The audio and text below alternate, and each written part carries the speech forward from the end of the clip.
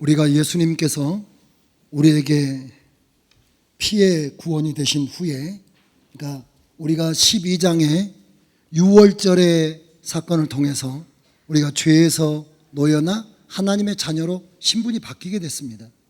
바뀌게 됐지만 여전히 우리의 사상이나 우리의 습관이나 우리의 모든 것들이 옛사람의 지배를 받고 있기 때문에 우리는 출애굽이라고 하는 것을 통해서 어디로 들어가야 되나요? 홍해를 지나가게 되고 광야를 지나가게 됐습니다. 이것은 우리를 뭐 하는 과정이냐면 비워내는 과정이에요. 우리를 전부 다, 우리 안에 있는 것들을 전부 다 이렇게 드러내는 과정입니다. 옛사람의 것을. 그러면 드러냈으면, 비웠으면 그곳에 뭐 해야 됩니까? 채워야 되겠죠. 그 채우는 과정이 오늘 성경에 나오는 이제 하나님과 언약을 맺고 그 하나님의 말씀으로 채워가는 겁니다. 예수님을 만났던 그때 십계명을 주시지 않았습니다. 십계명을 주실 때는 언제 주시냐면 6월절에 이스라엘 백성들을 구속하신 다음에 세례를 통해서 광야를 지나서 3달 후에 주십니다. 뭐냐면 그들이 지금까지 비워지지 않는 채로 여러분 그 사람들에게 말씀을 부어버리면 짬뽕이 돼가지고 이게 뭐 하나님의 역사인지 사람의 뜻인지 완전히 이 혼란스러운 상황이 되게 되고, 또 하나님의 언약을 능히 감당할 만큼 성숙해져야만 되는 겁니다. 그러니까 하나님에게 은혜를 받았죠. 구원의 은혜를 받았지만은 정말 하나님을 인격적으로 경험하면서, 아, 하나님이 내 인생의 주인이시구나, 나를 축복하시고 사랑하셔서 나를 여기까지 인도하셨구나, 내가 하나님을 신실하게 따르는 것이야말로 하나님을 기쁘시게 하고 내게 복된 것이구나, 이것을 충분히 이해시킨 뒤에 언약이 와야지. 그렇지 않으면 내 마음은 하나님에게 가까이 가지 않는데 하나님의 말씀이 오게 되면 어떤 사태가 벌어지느냐면 우리에게서 외식의 역사가 나와요.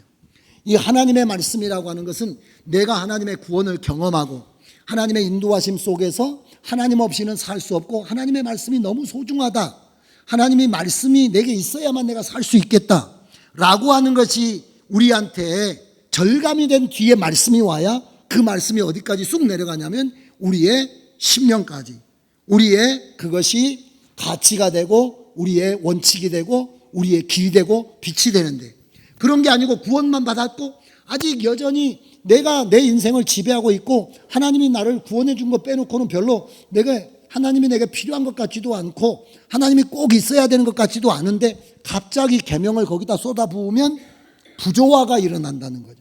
그래서 지금까지는 일방적인 은혜로 하나님께서 6월절에 양을 잡아서 이스라엘 백성들을 구원하신 다음에 홍해를 가르시잖아요. 다 누가 하신 겁니까? 하나님이 하신 겁니다. 쓴물을 단물로 만들어주시고 거기에 만나를 내려주시고 메추라기를 내려주시고 아말렉을 진멸하시고 다 누가 하신 겁니까? 하나님이 계속 은혜를 베푸신 거예요. 그래서 누구 바라보라고? 하나님만 바라보면 되고, 또 누구 없이는 살 수가 없습니까? 하나님 없이는 살 수 없다는 것을 절감하면서 이스라엘 백성들이 성장해 가는 거죠.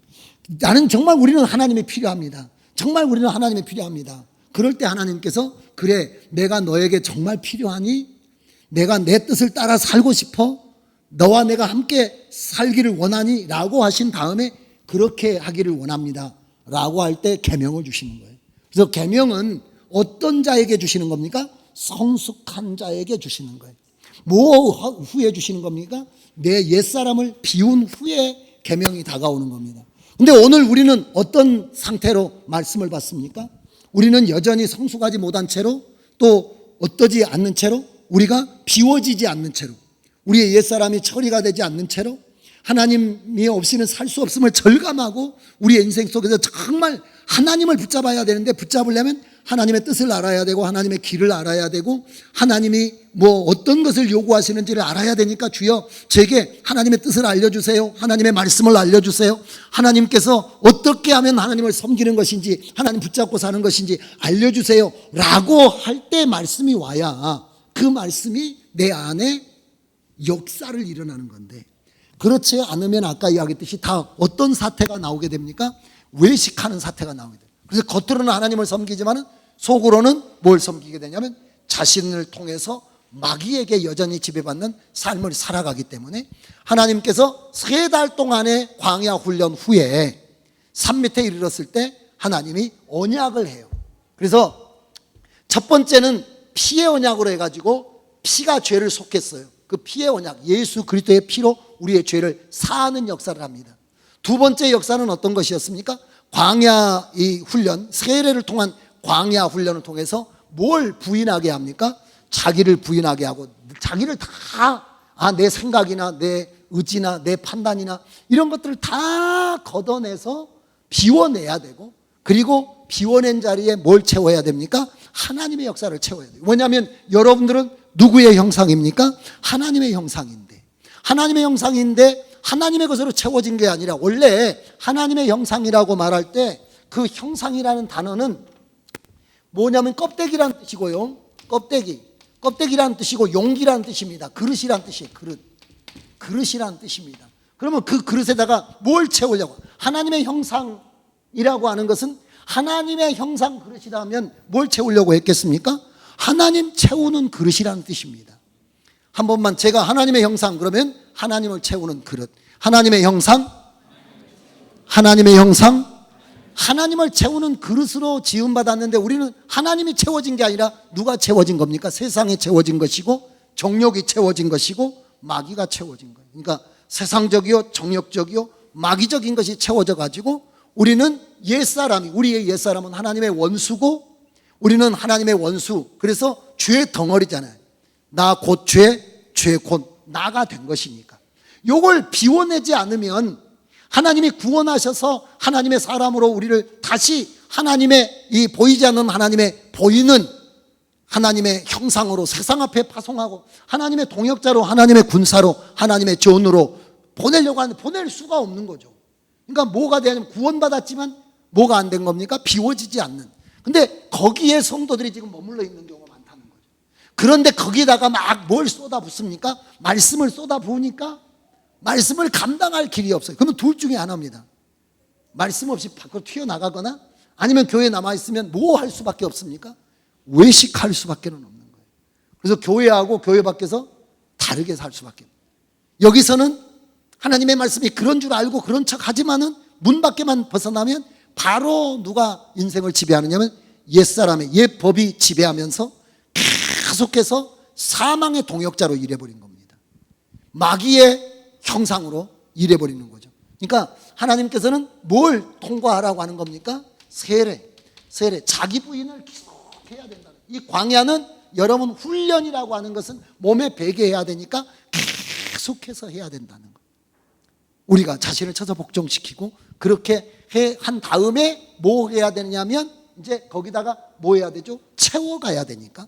채워가는 게 시내 산에서 하나님의 말씀에 언약을 하시는 겁니다. 하나님은 사람하고 관계를 맺고 살기 원하십니다. 그냥 구원만 해주고 알아서 살아라 그런 게 아니에요. 하나님이 구원하심은 뭐하게 하시냐면 함께 교제하기 위해서, 함께 동역하기 위해서, 함께 살기 위해서. 그래서 여러분, 우리를 구원하실 때 그냥 구원한 게 아니라 우리를 뭘로 구원한 거냐면 신부로 구원하신 것입니다. 하나님의 신부로 우리를 부르신 거예요. 그래서 교회는 그리스도의 몸이자 다시 오실 예수님의 신부죠. 여러분들은 구원받았어요. 그건 뭐가 되는 겁니까? 신부가 되는 거예요. 신부는 뭐 하는 건가요? 같이 살려고 신부하는 거잖아요. 안 그런가요? 너 신부 삼아주고 너 알아서 그냥 네 평생 살아. 그 신부가 아니죠. 우리가 그 사람을 나의 신부로 삼는 것은 더 많은 시간에 더 인격적인 교제를 갖기 위해서 하는 거잖아요. 그러니까 하나님께서는 성도를 부르실 때, 교회를 부르실 때 뭐 하려고 하느냐면 나는 너로 더불어 먹고 너는 나로 더불어 먹는 무슨 관계가 되기를 원했다는 겁니까? 교제하는 관계, 주고받는 관계가 되기를 원했는데, 우리가 어렸을 때는 줄 줄 알아요? 몰라요? 모르죠. 애들한테도 그러잖아요. 우리가 다 사탕 같은 거 다 주고 한 번 달라고 그렇게 손자들한테 애원하잖아요. 줍니까 안 줍니까? 이제 주는 애들도 있지만 안 줘요. 그 안 주는 애기한테 달라고. 그 사탕 한번 빨아먹으면 뭐 돼? 근데 그때는 그래서 우리가 뭐 합니까? 계속 주기만 하죠. 그래서 하나님이 이 출애굽기 1장부터 19장까지는 뭐 하는 거냐면 계속 주시는 겁니다. 하나님의 은혜를 주시고 이적을 주시고 표적을 주시고 사람을 주시고 계속 만나를 주시고 주셔요. 그런데 이제 우리가 그렇게 해서 하나님이 어떤 분이신가를 알아가고 하나님 없이는 살 수 없다라고 해서 어느 정도 우리가 성숙했으면 이제는 뭐가 돼야 되는 겁니까? 주고받는 관계가 돼야 되는 거죠. 그러니까 하나님의 일방적인 은혜만 받는 데서 이제는 하나님이 나를 사랑하신 것처럼 나도 하나님을 사랑하게 되고, 하나님이 나를 위해서 죽으신 것처럼 나도 주님을 위해서 죽어가는 삶을 살고, 그런 삶을 살고자 해야 되잖아요. 인격적 교제를 갖기를 원하시는 것이 하나님의 역사입니다. 이게 뭐냐면, 그러면 우리가 이야기해요. 은혜를 많이 받았는데 그러면 우리 하나님을 위해서 우리는 어떻게 살까요? 라고 말할 때 하나님께서 뭘 주신 겁니까? 말씀을 주신 거예요. 나는 이것이 좋아, 나는 이걸 할 거야, 나는 이 길을 가려고 해 라고 하고 하나님을 알려주시는 겁니다. 그러면 우리가, 하나님은 우리를 사랑하시고 우리는 하나님을 섬겨가면서 그렇게 함께 이렇게 순환되는, 함께 교제하는, 함께 역사하는 그런 관계를 맺어가는 거죠. 이게 언약 관계로 만나는 하나님의 역사입니다. 이걸 우리가 무슨 언약이라고 하냐면 시내산 언약이에요. 시내산 언약. 왜냐하면 산 밑에 있잖아요. 그 산이 시내산, 하나님의 산, 호렙산. 그곳에서 뭘 주십니까? 말씀을 주세요. 말씀을. 그래서 여러분, 말씀은 사실은 우리가 말씀 먼저 온 게 아니고 뭐 먼저 왔느냐면 은혜 먼저 왔어요. 은혜. 그래서 우리가 신명기에도 바로 이제 뒤에 나옵니다마는 그 언약의 내용이, 십계명이 우리가 지켜야 될 언약, 하나님의 원칙 10계명이 19장 9강에 나오는데 9강까지 지금 같이 이 시간에 함께 하도록 하겠습니다. 짧은 시간이니까. 그때 말씀이 내려오는데 말씀하시기 전에 그거 붙어있죠. 여러분 20장에 아까 같이 통독했는데 거기 보시면 20장 1절 2절을 읽어볼게요. 시작. 하나님이 이 모든 말씀으로 일러 가라사대 나는 너를 애굽 땅 종되었던 집에서 인도하여 낸 너의 하나님, 너 은혜 받았지 라고 하는 거예요. 은혜 받았지 그러면 여러분 뭐라고 하겠습니까? 은혜 받았습니다. 하나님의 은혜가 너무 감사합니다. 그래서 저희가 하나님을 섬기고 싶고 하나님을 기쁘시게 해드리고 싶습니다. 그러면 이것이 내 뜻이야 라고 주신 말씀이라는 거예요. 그러니까 은혜에 대한 반응하는 우리에게 하나님 앞에 바르게 반응하기 위해서 말씀을 주시는 거지, 말씀이라는 게 우리를 괴롭히는 게 아닙니다. 먼저 은혜가 왔어요. 그리고 은혜에 대하여 우리가 감사함으로 하나님을 더 경외하고 사랑하고 싶다라고 우리가 고백할 때 이렇게 섬기는 것이 나를 기쁘게 하는 거야. 나를 사랑하는 거야. 나는 너희를 사랑할 것이니 너희는 나를 사랑하고, 나는 너를 사랑하고 너희는 나를 사랑하고, 그렇게 이 영원토록 살자라고 하시는 하나님의 이제 거기 프로포즈가 여기 나와 있는 거죠. 19장 5절 6절을 읽겠습니다. 여러분 자주 들으셨는데 이제 이스라엘에게 상호의 언약을 합니다. 지난번에는 그냥 일방적으로 구원하셨잖아요. 피의 구원은 마찬가지죠. 우리가 이 홍해를 가르칠 때도 하나님 너희는 가만히 있었잖아요. 그리고 그냥 물이 갈라졌잖아요. 근데 여기는 다릅니다. 5절 6절에 읽어봅니다. 세계가 다 내게 속하였나니 너희가 내 말을 잘 듣고 내 언약을 지키면 너희는 열국 중에서 내 소유가 되겠고 너희가 내게 대하여 제사장 나라가 되며 거룩한 백성이 되리라. 너는 이 말을 이스라엘 자손에게 고할지니라. 그러니까 이스라엘에게 한 말씀은 뭡니까? 너희는 뭘 해야 된다는 거예요? 내 말을 잘 듣고 내 언약을 지키고, 나는 계속해서 너희를 열국 중에서 내 소유로 삼아서 제사장 나라가 되게 하고 여러분 하나님의 복에 하나님의 거룩한 백성이 되게 할 것이다. 이렇게 해서 이런 걸 뭐라고 이야기하면 쌍무 언약이라고 해요. 편무라고 하는데 거기 나와 있죠. 여러분 거기 박스로 쳐져 있잖아요. 박스로. 여러분 박스로 쳐져 있는데 보면은 편무라고 하는 것은 무슨 말이냐면 한쪽만 책임을 지는 거예요.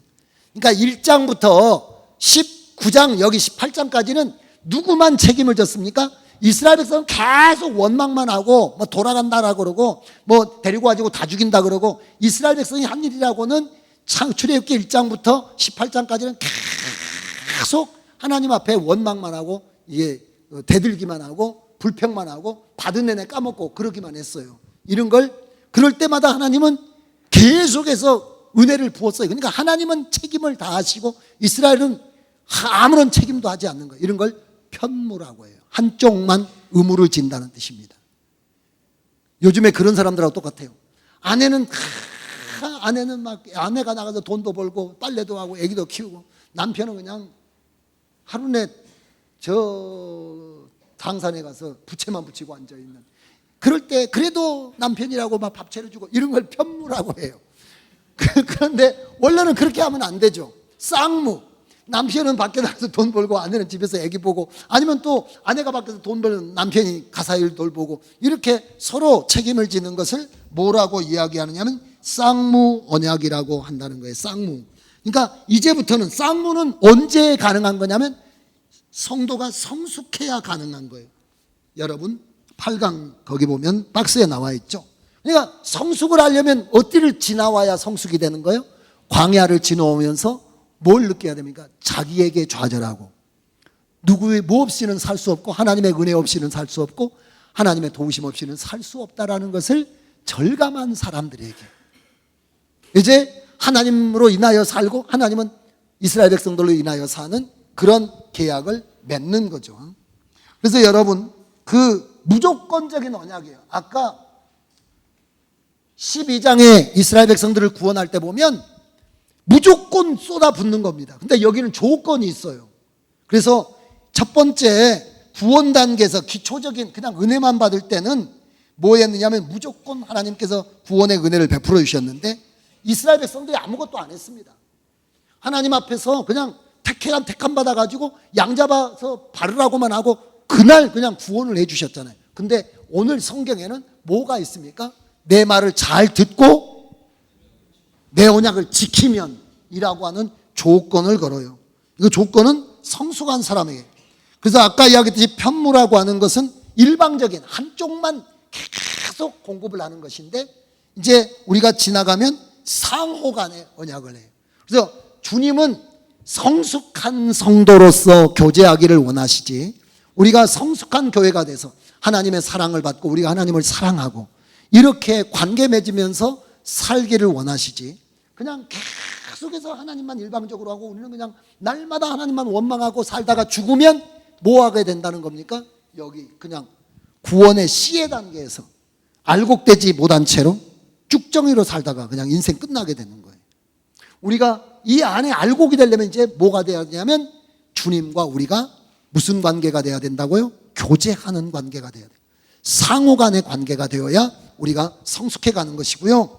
그래서 여러분, 이제 사랑의 하나님이라면, 우리가 하나님의 사랑만 받았다면 이제는 하나님의 뜻을 깨닫는 진리의 하나님을 만나야 되고, 은혜만 막 계속 받는 하나님을 우리가 그 성경에서 알았다면 이제는 하나님이 공의로우신 하나님이라고 하는 것을 우리가 알아야 되고, 아가페라고 하는 것은 무조건적인 사랑인데 하나님은 아가페 사랑만 원치 않으시고 에로스 사랑을 원하십니다. 아가페 사랑은 그냥 우리가 요즘 그 옛날 사람들이 혼자 자기 좋아하는 거 짝사랑이라고 그러잖아요. 아가페 사랑의 특징 중에 하나는 짝사랑입니다. 근데 하나님이 원하시는 에로스 사랑은 상호 간의 사랑입니다. 우리를 사랑한 것처럼 하나님도 우리에게 뭐 받고 싶다는 겁니까? 사랑받고 싶으신 거죠. 하나님은 우리에게 예배 받으시고 싶으시고 사랑받으시고 싶은 거예요.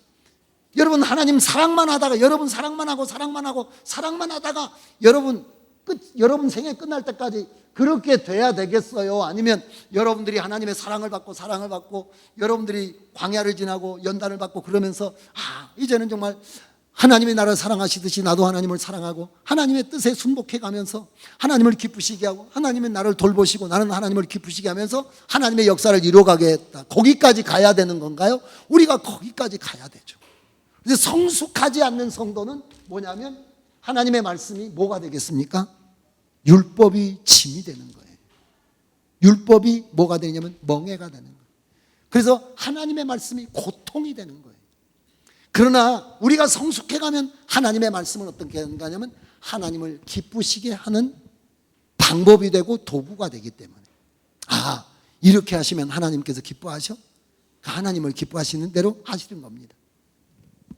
그래 우리가 하나님을 기쁘시게 하는 그런 관계가 안에 나가는 거죠. 그래서 시내산의 언약을 이제 주시는데, 그래서 지금까지는 누구만 알았습니까? 누구만 알려졌습니까? 이스라엘의 형편과 사정만 쭉 알려줬어요.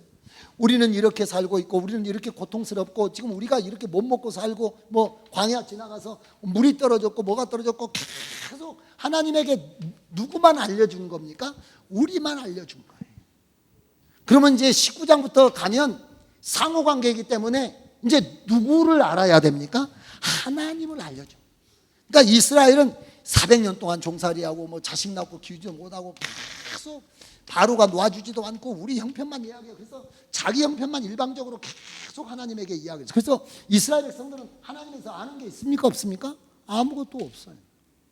그런데 19장에 오면 하나님께서 이제는 내가 너희를 속속들이 알고 너희를 사랑해서 너희와 함께 한 것처럼 너희도 이제 나랑 함께 운명지어져 살아야 되는 사람이니까 어떻게 해야 됩니까? 나를 알아야 된다는 거죠. 하나님을 아십니까? 그냥 아는 게 아니라 하나님을, 제가 물어볼게요. 하나님을 사랑하십니까? 하나님을 사랑하시죠? 근데 그 하나님 사랑을 어떻게 표현하겠습니까? 하나님이 원하신 대로 표현하기 위해서 우리는 뭘 알아야 되죠? 하나님을 알아야 되는 거예요. 그래서 하나님께서 자신을 알려주시는 거죠. 그래서 언약의 제시자가 누구냐면, 언약의 계시자는 하나님이에요. 왜냐하면 자기를 알려주는 시간이니까. 그래서 이 언약에 함께 될 때 그래야 뭐가 되겠냐면 하나님의 군사가 돼요. 하나님하고 연합돼서 하나님의 나라 회복의 전장에 투입이 되게 된다는 거예요. 우리가 하나님을 알지 못하고 나가면 어떻게 되겠습니까? 다시 뭐가 나오게 되나요? 내가 나오게 되면 이게 안 되는 거죠. 그래서 우리가 성숙의 과정을 거쳐서 진정한 성숙의 단계는 어떤 거냐면, 우리가 자기를 비우는 데서 끝나는 게 아니라 뭘로 채워야 되는 겁니까? 하나님을 아는 것으로 채워가야 된다는 거예요. 하나님을 아는 걸로 채워져 가야 되는데, 그 하나님을 아는 것이 바로 하나님의 언약들을 아는 것입니다. 시내산 언약을 체결하는 그 과정에 보면 백성들 19장 10절부터 15절에 보면 백성들은 어떤 준비를 하나요? 옷을 빨고. 항상 하나님의 언약을 우리가 받아들일 때 우리가 행위가 구별되고, 예비하여 3일을 기다렸다가 경건한 준비를 가지고 경계를 정하여 산에 오르지 못하죠. 하나님을, 여기 또 하나님을 우리가 거룩히 섬기는 것이고, 여인을 가까이 하지 말고 이렇게 성결한 준비를 한 다음에 하나님을 만나고 하나님의 언약을 받아요. 거기 제사장들의 준비는 22절부터 보면은 몸을 성결케 하라. 그래서 하나님께 대한 태도를 다듬게 하고, 산 주위에 경계를 세워 산을 거룩하게 하라. 이렇게 구별된 것에 대한 말씀이 나오고, 경계를 넘어서 나 여호와께로 올라오지 못하게 해서 하나님이 이스라엘 백성들을 치는 일이 없도록 하라. 이렇게 하나님의 경외심을 유지하면서 언약을 맺어갑니다. 그래서 여러분, 말씀을 너무 가볍게 생각하면 안 돼요.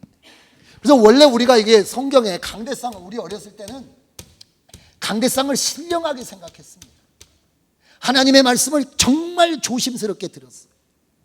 우리는 사실 성경책, 이 말씀이 기록된 성경책도 소중히 다뤘습니다.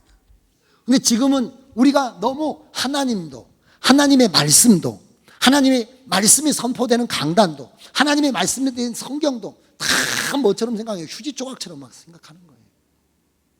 근데 하나님을 사랑하는 것의 기본적인 것은 그냥 사랑함이 그냥 사랑이 아니고 경외하여 사랑하는 겁니다. 그래서 신약 성경에는 마태복음 22장 49절 37절부터 40절까지 보면 이 하나님을 사랑하는 것에 대해서 뭐라고 이야기합니까? 계명이 무엇입니까? 제일 큰 계명이 뭡니까? 이렇게 말하니까 주님이 뭐라고 말씀하셨는지 마태복음에 봅니다. 마태복음에 보시면 마태복음 22장 37절에 보시면 어떤 율법사가 예수님에게 나와서 묻잖아요. 어떤 계명이 큽니까? 라고 말할 때 예수님이 말씀하십니다. 37장에 읽어봅니다. 시작. 예수께서 가라사대 내 마음을 다하고 목숨을 다하고 뜻을 다하여 주 너희 하나님을 사랑하라 하셨으니, 여기는 사랑하라 하셨는데 구약에는 뭐라고 했냐면 경외하라고 했습니다. 그래서 우리가 두 개를 합쳐보십시오. 그 사랑은 내 마음대로 함부로 아무렇게나 생각하는 것이 아니라 경외하는 마음으로, 두렵고 떨리는 마음으로 사랑하는 겁니다. 존경하여 사랑하는 거예요. 내가 뭐 내 손자 사랑하듯이 그렇게 사랑하는 것이 아니라 가까이 하지 못할 그분을 마음으로, 영으로, 간절함으로 사랑해 가는 것인데, 그렇게 하나님의 말씀이 우리에게 다가와야 된다는 거예요. 하나님의 말씀 앞에 우리가 그런 자세를 가지고 나가야 된다는 겁니다. 그러면서 언약 체결한 후에 언약의 책에다가 뭐 하게 합니까? 피를 다 뿌리는 거죠. 피를 뿌려요. 처음에 어디에서 피의 역사가 있었습니까? 피의 역사가 어디에 있었나요? 유월절에 피의 역사가 있었죠. 다시 피의 역사가 있어요. 유월절의 피는 어떤 피냐면 대속을 위한 피입니다. 여기에 피는 어떤 피입니까? 대속을 위한 피가 아니에요. 이것은 약속을 지키기 위한 여러분 언약의 피입니다. 그 약속을 지키기 위하여 피를 뿌리는 것은 어떤 겁니까? 여러분들에게 말씀드렸듯이 약속을 지키지 않으면 죽여도 좋습니다 라고 하는 것으로 피를 뿌리는 거예요. 피는 생명이 있기 때문에 피로써 도장을 찍었다는 것은 이 약속을 어길 경우에 내 목숨을 가져가도 좋소 라고 하는 거예요. 그러니까 하나님은 자기 목숨을 걸고 약속을 우리에게 하신 것이고, 우리는 우리의 운명을 걸고 약속을 하신 것이에요. 그래서 이것은 연약한 사람에게 약속시키는 게 아니에요. 아까 이야기했듯이 성숙한 사람에게, 정말 하나님의 구원을 경험하고 세례를 통해서 자신을 비우고 하나님 없이는 살 수 없는, 하나님에게 초점이 맞춰지고 오직 하나님의 인도하심을 따라서 하나님의 꿈이 내 꿈이 되고 하나님의 가치가 내 가치가 되고, 나는 이제 하나님과 함께 살고 하나님과 함께 죽고 하나님의 영광에 도착하겠다는 사람에게 하나님께서, 그런 결심의 사람에게 언약을 이야기하는 거예요.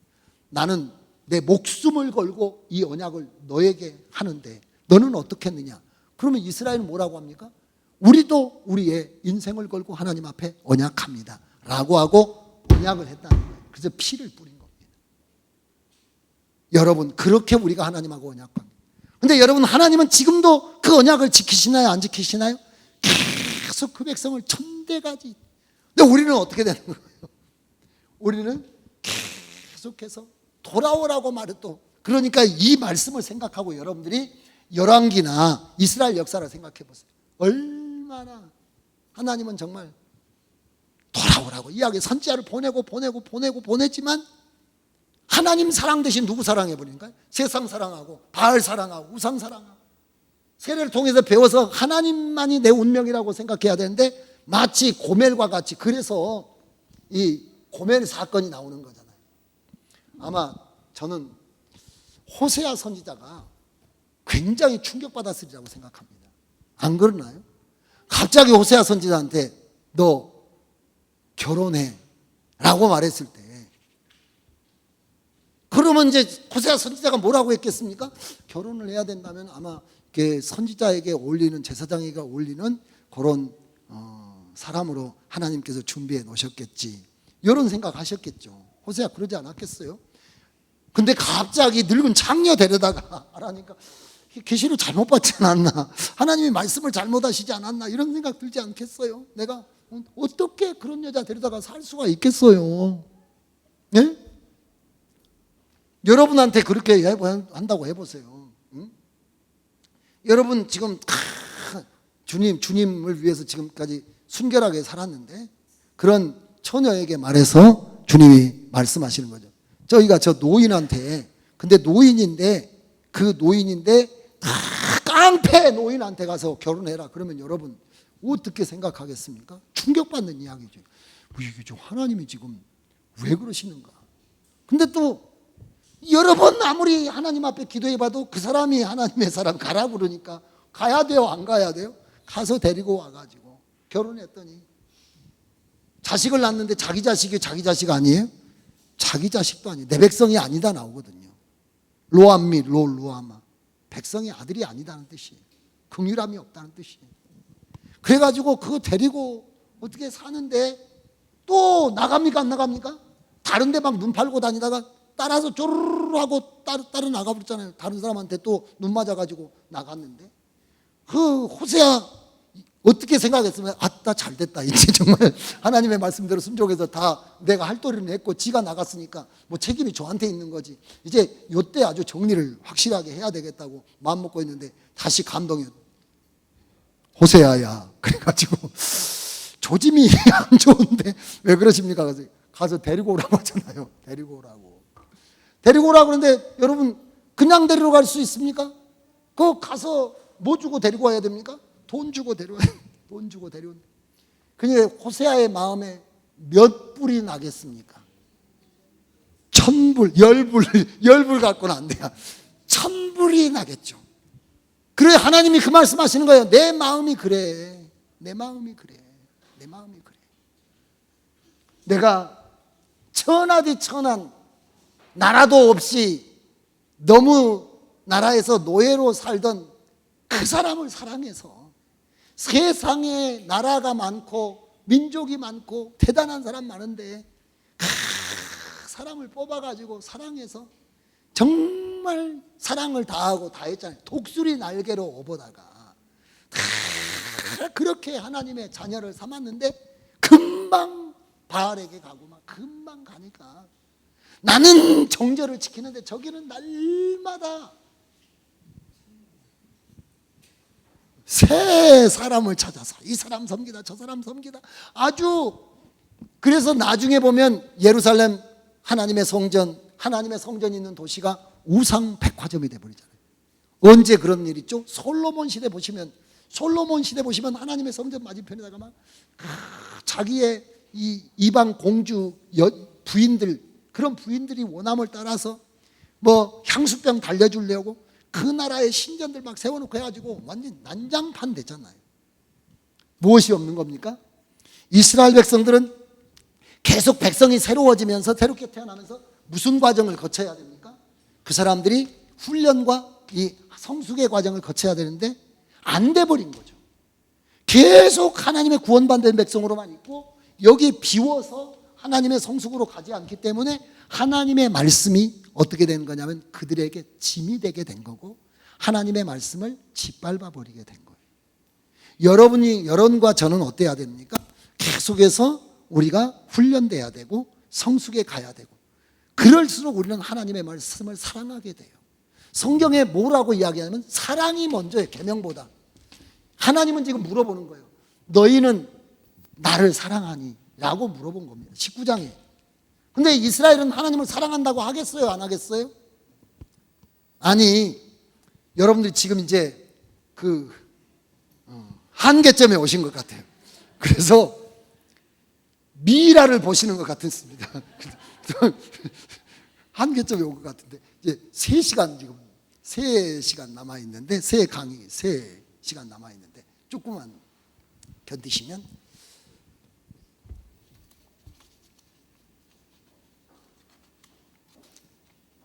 하나님이 사랑하냐고 물어보시죠.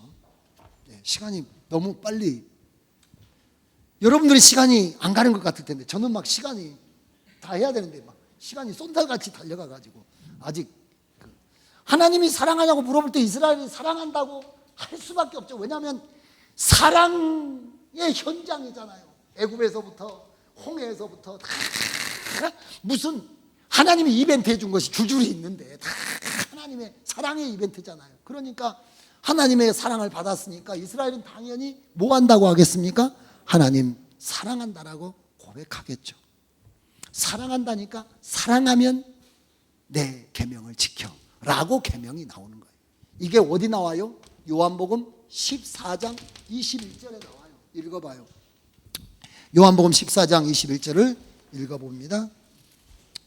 찾아볼까요? 요한복음 14장 21절에 172쪽에 같이 읽겠습니다. 나의 계명을 가지고 지키는 자라야 나를 사랑하는 자니 나를 사랑하는 자는 내 아버지께 사랑을 받을 것이요 나도 그를 사랑하여 그에게 나를 나타내리라. 나의 계명을 가지고 지키는 자가 사랑하는 자예요. 그러니까 다시 뒤집어 보면 나를 사랑해, 사랑을 뭘로 표현하라는 겁니까? 계명을 가지고 지킴으로써 표현하라는 거예요. 계명은 율법이 아니에요. 계명은 사랑의 도구입니다. 사랑을 표현하는 방법이에요. 근데 사랑이 없어지면 뭐만 남습니까?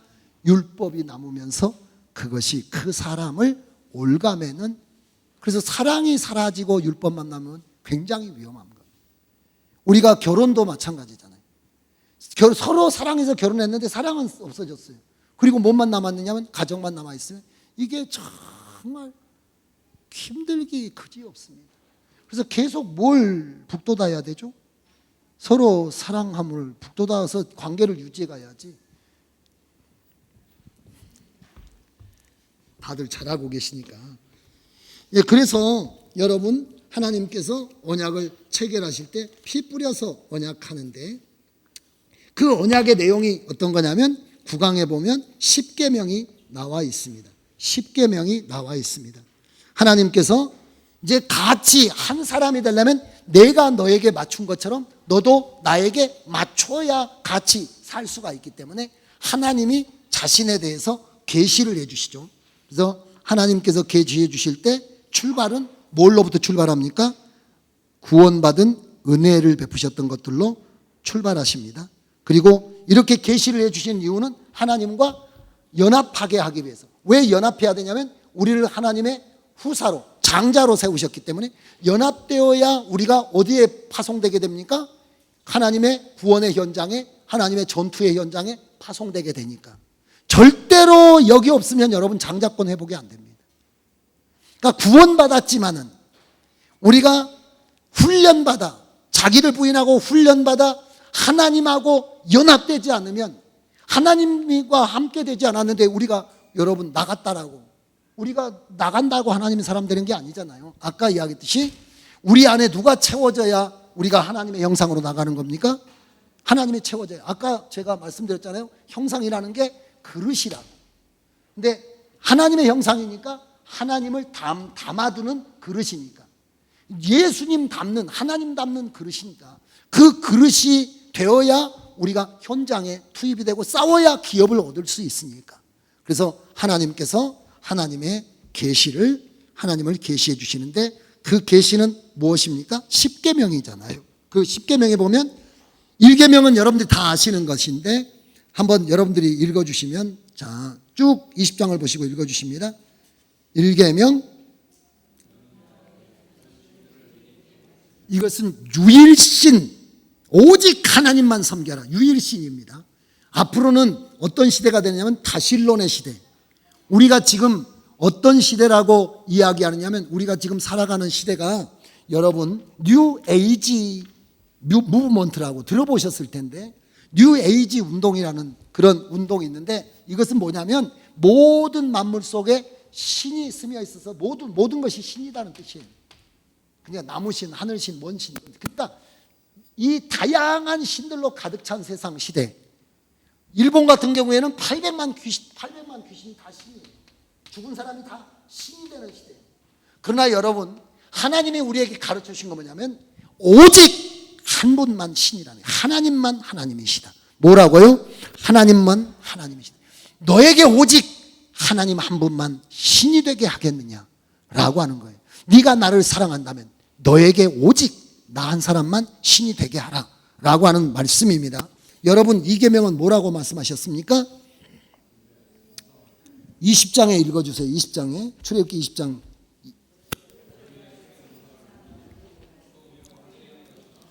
땅에 있는 것이나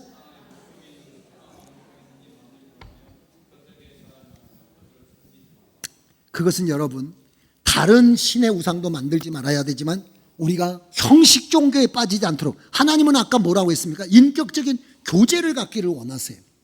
인격적인 교제를 갖기를 원하시기 때문에 우리가 하나님과 인격적 교류 없이 형식적 예배를 드리는 걸, 그런 걸 완전히 금하는 겁니다.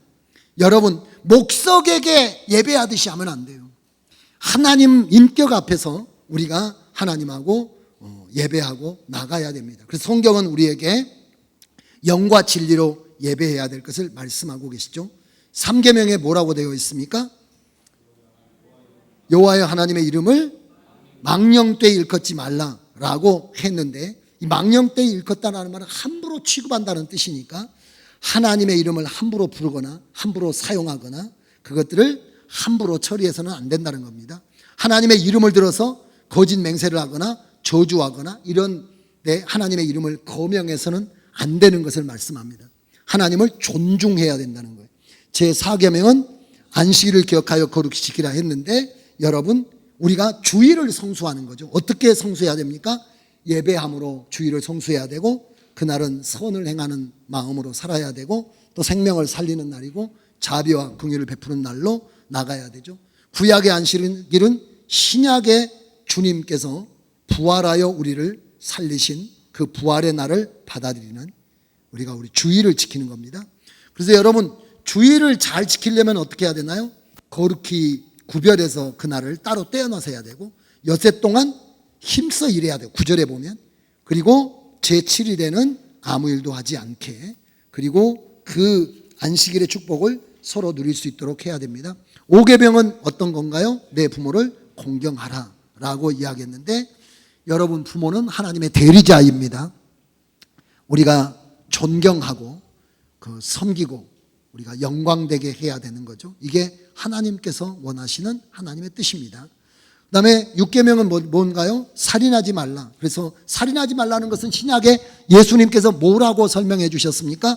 형제에게 화를 내거나 상스러운 욕을 함부로 하거나 또 원망 들을 만한 일들, 이런 것들을 다 회개하면서 특별히 다른 사람의 인격을 짓밟는 일을 하지 말아야 된다라고. 살인이라고 하는 게 꼭 사람을 칼로 죽여야만이 아니라 그 사람의 인격과 그 사람을 모독하는 것들도 다 살인에 해당되는 거니까 조심해야 된다. 우리가 생명을 존중해야 되고, 또 우리의 마음 안에서 그런 마음들이, 생명을 경시하는 마음이 생기지 않도록 조심해야 되고, 일체의 구체적인 살인 행위도 조심해야 돼요. 첫 번째는 타인을 죽이는 것은 뭐 말할 것도 없고, 자살하는 것도 살인하는 겁니다. 남을 죽이는 것만 살인하는 거 아니고 자기 죽이는 것도 살인하는 거잖아요. 또 다른 사람으로 인하여 죄를 짓도록 우리가 종용하는 것들도 마찬가지고, 그리고 여러분, 감정적인 살인, 우리가 증오나 분노나 속으로 막 이렇게 하는 것들, 이런 것들도 조심해야 되는 거죠. 그 다음에 7계명에는 뭐라고 나와 있습니까? 간음하지 말라라고 말했는데, 이런 예수님은 이것을 마태복음 5장 27절 28절에 보면 우리 마음 안에서 일어나는 음욕들, 눈으로 보는 것이나 마음에는 느끼는 것 같은 것들도 항상 조심하면서 우리가 순결과 거룩을 추구해야 돼. 그래야 우리 안에 누가 거하십니까? 주님이 거하실 수가 있으니까 그렇게 해야 된다는 거죠. 간음하지 말라는 말의 그 말씀들을 조금 드려보면, 성의 구별과 가정의 중요성, 우리가 요즘에 지금 뭐 동성애 문제도 복잡하잖아요. 우리가 성적인 순결이라든가 가정의 중요성, 이런 것들, 특별히 우리가 정신적인 같은 이런 것들도 조심해야 되고, 우리가 몸이 하나님의 성전임을 기억해야 된다는 겁니다. 8계명은 어떤 건가요? 8계명은 도적질하지 말라라고 이야기했는데, 여러분, 정직해야 되고, 우리가 불의한 방법으로 재산을 취득한다든지 아니면 다른 사람의 그 권리를 빼앗는다든지 뭐 이런 다른 사람의 자녀들을 막 유기하는 이런 범죄는 너무나 중대한 범죄죠. 그래서 다른 사람의 소유를 침해하거나 하나님의 것을 도둑질하거나 이러는 것들이 없어야 된다는 거예요. 도적질하지 말라는 것은 하나님에 대해서도 적용되는 것이고, 우리가 이웃에 대해서 적용되는 것이고, 다 적용되는 것입니다. 특별히 여러분, 우리가 이 모든 계명은 무엇을 위해서 있느냐면 하나님과 이스라엘의 공동체를 위하여 있는 겁니다. 그 공동체가 깨져버리면 하나님의 역사가 깨져요. 그러니까 공동체를 지탱하기 위해서는 가정에서부터 부모 공경하는 것을 배워야 되고, 우리가 서로 인격을 존중하면서 서로의 생명을 존중해야 되고, 우리가 가정이나 관계들을 깨지 않도록 조심해야 되고, 다른 사람의 권리나 재산들을 침해하거나 그래서는 안 되고, 또 우리 9계명에는 뭘 말하는 겁니까? 거짓말하지 말라라고 이야기하는데, 거짓은 마귀의 특성이니까 그 마귀의 특성에 빠지지 않도록. 근데 여러분, 없는 말 만들어가지고 사람을 곤경에 처하게 하는 거, 이런 거 전부 다 아주 마귀적인 것이고 악독한 것입니다. 대표적인 것이 열왕기에 나오는 나봇 포도원 사건. 그 없는 말 만들어가지고 나봇에서 아합이 포도원을 빼앗잖아요. 하나님께서 이것을 강하게 질책하시면서 나봇이 죽은 것보다도 훨씬 강력한 죽음으로 아합과 아합의 아내 이세벨에게 하나님께서 심판하시는 내용이 나와 있습니다. 그래서 여러분들이 이웃을 공경에 처하게 하는 말, 없는 말들 만드는 거, 이런 거 조심해야 돼요. 특별히 여러분, 사실이 아닌 말들을, 여러분이 보지 않는 말들을 하는 거 굉장히 위험합니다. 그리고 그것이 어떤 사람에 대한 일일 경우에는 너무나 중요합니다. 그래서 타인의 인격이나 명예를 존중해야 되고, 여러분들이 무슨 무익한 말을 해도 하나님 앞에 심판받는다는 걸 생각하면서 특별히 말 조심해야 돼요. 야고보서도는 야고보 3장에 뭐라고 이야기하고 있느냐면, 성숙의 가장 그 사람이 성숙했다라고 하는 표시가 뭐냐면 무엇은 통제가 된다는 겁니까? 언어의 통제가 되는 거예요. 그래서 여러분, 경건의 최고의 단계가 어떤 거냐면 언어 훈련이 된 사람이고요. 언어가 무슨 언어를 쓰겠습니까? 살리는 언어, 정직한, 담백한 그런 언어들을 여러분들이 사용해야 되고, 그리고 뭐 해야 되나요? 10계명에는 마지막 계명에 뭘 이야기합니까? 탐심이라고 하는 게 가장 무서운 거예요. 1계명에 나 외에 다른 신을 있게 하지 마라 라고 하는 것과 똑같은 쌍계명으로, 똑같은 쌍둥이 계명으로 10계명이 있어요. 뭐냐면 성경은 탐심은 우상숭배라고 했기 때문에, 탐심이라는 것이 작동하기 시작하면 무엇까지 넘어버리냐면 하나님의 역사까지 다 넘어가 버려요. 이 대표적인 것이 여리고성 정복할 때 아간이라고 하는 사람입니다. 아간에게, 여러분 여리고성 정복할 때 여호수아에게 했던 말이 무슨 말인가요? 이것은 첫 성이잖아요. 그러면 이스라엘에게 아까 이야기했잖아요. 13장 출발할 때 하나님께서 이스라엘 백성들에게 출발할 때 주의사항 주잖아요. 뭐라고 했습니까? 첫 것, 잊어버렸네. 첫 것, 무교절, 그 다음에 구름기둥, 불기둥 했잖아요. 그 첫 것이니까. 여리고성은 무슨 성입니까? 첫 성이니까. 그 누구 앞에 봉헌돼야 돼요? 하나님 앞에 봉헌돼야 되니까 모두 다 하나님 앞에 가야 되는데, 아간이 어떻게 했습니까? 금이랑 뭐 이런 외투랑 이런 걸 가져다가 자기 천막 밑에다가 구덩이 파고 거기다 묻어놨잖아요. 이것이 탐심이라고 하는 것은 무엇을 넘어가 버린다는 겁니까? 하나님 넘어가 버린다는 거예요. 그래서 우리가 탐심이 강력해지면 뭘 파느냐면 신앙을 팔게 돼 있어요. 하나님의 계명을 넘어서게 돼 있습니다. 너무 욕심이 막 계속 하게 되면 기도고 신앙이고 다 버립니다. 그러니까 가장 조심해야 될 것은 뭐냐면 탐심이 여러분들 안에 강력해지지 않도록. 탐심이 작동하면 다른 사람을 해치게 돼 있어요. 내 욕심을 채우려면 누군가를 걸 뺏어야 되고, 누군가를 죽여야 되고, 누군가를 무너뜨려야 되잖아요. 그러면 공동체가 무너지게 되고, 공동체가 무너지면 하나님의 역사가 무너지게 되는 거예요. 다시 한번 이야기하지만 탐심은 누구까지 무너뜨린다고요? 하나님까지 무너뜨리게 됩니다. 우리가 여러분 탐심이 작동하게 되면 11조도 못하게 되는 거죠. 어떻게 하겠어요? 작동하게 되면 신앙이 다 깨져 나가는 겁니다. 여러분, 그래서 성경은 늘 말하는 겁니다. 있는 것을 족한 줄로 알고. 아까 이야기했잖아요. 어려운 환경과 상황에 빠지지만 하나님께서 뭘 예비하시냐면 구원의 길을 예비하시고, 하나님께서 다 길을 예비해 가시니까 그런 것들을 여러분들이 벗어나지 않도록 조심해야 돼요. 시간이 한 5분 지났는데 5분 정도만 더 계속해서 이야기하겠습니다. 자, 이렇게 하나님 앞에 계명을 말씀해 주신 다음에 뭘 이야기하느냐면 계명만 말하지 않고 예배를 이야기합니다. 그래서 20장 마지막에 보면 무슨 이야기가 나오냐면 제단 쌓는 이야기가 나와요. 제단. 거기 나와 있죠? 20장 마지막에 아까 읽었잖아요. 그러니까 예배 계명을 가르쳐 주시고 하나님 앞에 뭐 하느냐면 예배를 드리기 위하여 제단을 쌓는 것에 대한 이야기를 해주고 계시는데, 요 제단 쌓는 것에 대한 이야기를 하겠습니다. 거기 보면 여러분 뭐 하느냐 하면 제단을 쌓을 때 출애굽기 말씀으로 가보겠습니다. 거기 20장 뒤쪽에 보시면 거기 제단 쌓는 이야기가 나와 있잖아요. 한번 보시면, 자, 단을 쌓을 때 나를 비겨서 뭘로 만들지 말라는 겁니까?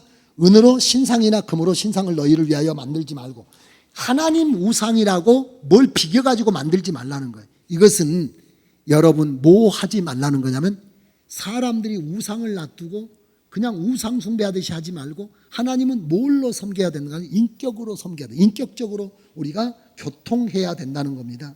그래서 하나님을, 영이신 하나님을 형상으로 표현해 가지고 그 안에 가둬버리면 그거 여러분 우상하고 이야기를 해요. 뭘 해요? 그러니까 그러지 않도록 주의하라는 말씀이 있습니다. 그 다음에 거기 뒤에 보면 다듬지 않는 걸로 하시잖아요. 다듬지 않는 걸로. 여러분 흙으로 만들거나 다듬지 않는 돌로 제단을 만들라 이렇게 말하죠. 25절에 보면 내가 내게 돌로 단을 쌓거든 다듬은 돌로 쌓지 마라. 정으로 쪼면 이렇게 부정하다라고 말씀하고 계시는데 여러분 정말 중요한 것은 어떤 거냐면 모양을 꾸미는 게 있는 게 아니에요. 이렇게 사람이 쪼각내 가지고 하나님을 섬겨요. 하나님의 원하시는 대로 하나님을 섬겨야 돼요. 하나님의 방법대로 하나님을 섬겨야 돼요. 내가 내 맘대로 자연석이라고 하는 게 원래 있는 도라고 쪼개는 건 어떤 겁니까? 내가 내 의도를 가지고 내가 원하는 모양으로 만든 거잖아요. 그래서 예배를 드려도 누가 원하는 대로 드려줘야 됩니까? 하나님이 원하는 대로 드려야 되고 방주를 지어도 어떻게 지어야 되나요? 식양대로 지어야 되고 우리가 다 그러니까 여러분 예배를 드릴 때도 이 예배가 성경적인가를 고민해 가면서 해야 되는 거예요. 이렇게 예배 드리는 것을 하나님께서 원하시는가라고 하는 것을 생각하면서 드려야 되는 겁니다. 그 다음에 뭐 해야 되나요? 예배 단을 옛날에는 짐승을 드렸으니까 짐승을 태우는 단에 계단이 있어요. 계단 층계를 올라가는데 층계 올라가면 어디가 보입니까? 밑에가 보이니까 하체가 안 보이게 속바지를 입게 되어 있습니다.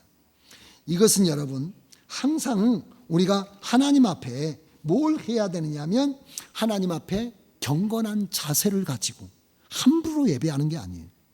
하나님은 거룩하시기 때문에 항상 우리가 단정하고 거룩한 자세로 나가는 것이 필요합니다.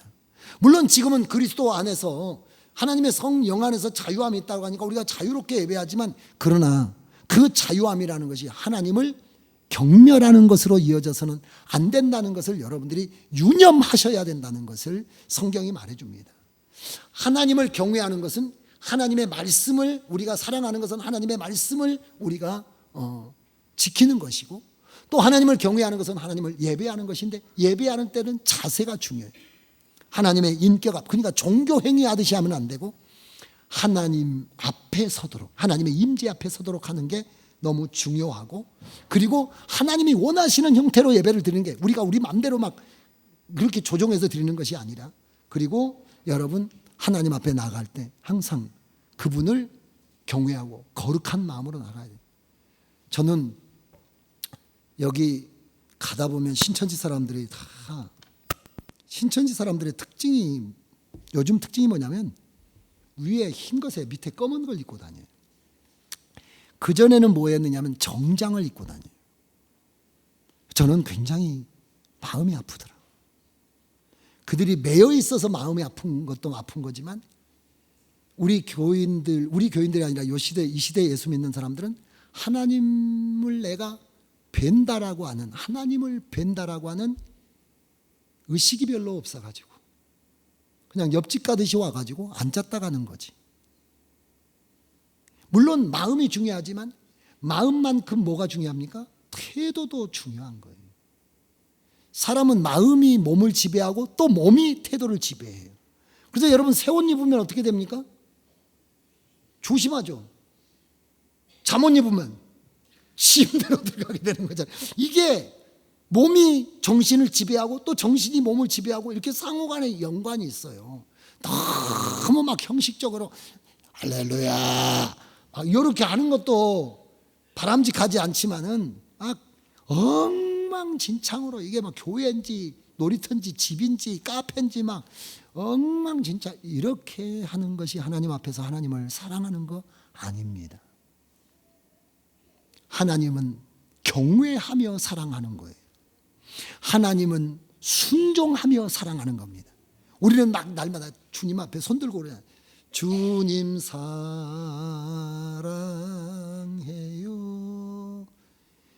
멸시하며 사랑해요. 불순종하며 사랑해요. 내 마음대로 살며 사랑해요. 주님 아시죠? 제가 주님 사랑하는지 내 마음대로 사랑해요. 이렇게 해요. 그러나 주님은 말씀하시죠.